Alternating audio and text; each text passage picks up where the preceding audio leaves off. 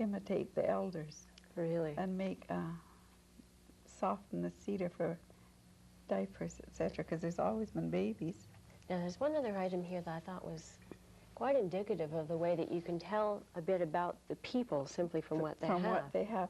This, I'm from Fort Rupert, BC, and this, I was invited to a symposium in Hazelton, and I met this man, and I said, well, he was a young boy, and I said, where are you from? He said, Fort Rupert.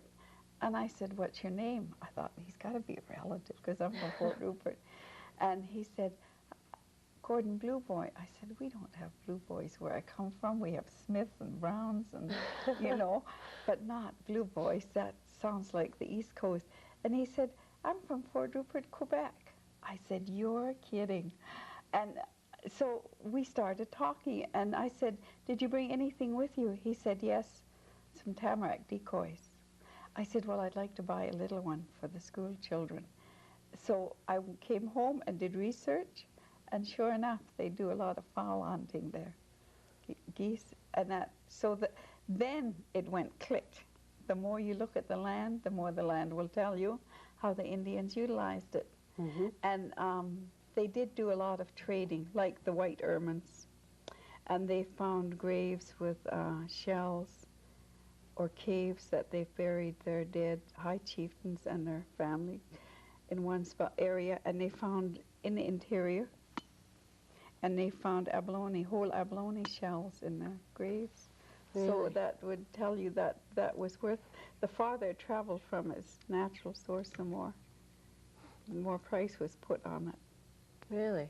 Now this was interesting. We are always talking, even non-natives, about the difference between West Coast and East Coast citizens of Canada, and even everything right down to the way they think. And I thought it was interesting because even the boats were different that the natives used. Because the Indians on the West Coast, the Pacific Ocean is so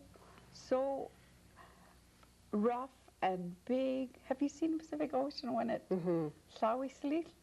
It gets really, it's quick when a tide changes. It gets rough, and you have to head for the nearest island. That's but true. That's why they have the high bow and the high stern. The boats were 40, 50, 60 feet long, and then you could put so many people in it when you traveled from potlatch to potlatch. And that's why the high bow and the high stern, because of the roughness of the Pacific Ocean. Now And then we have this one that we cross the Coast Range, and we're in this area, and the small rivers across Canada and the central Canada.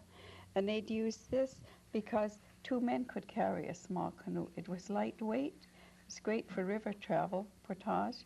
And then if you had portage, you just 2 men or 1 man could lift it and find a safe spot and put it back in the water, because it is light. Now let's take a look at the dolls. We're getting close to the end, and I certainly don't want to go without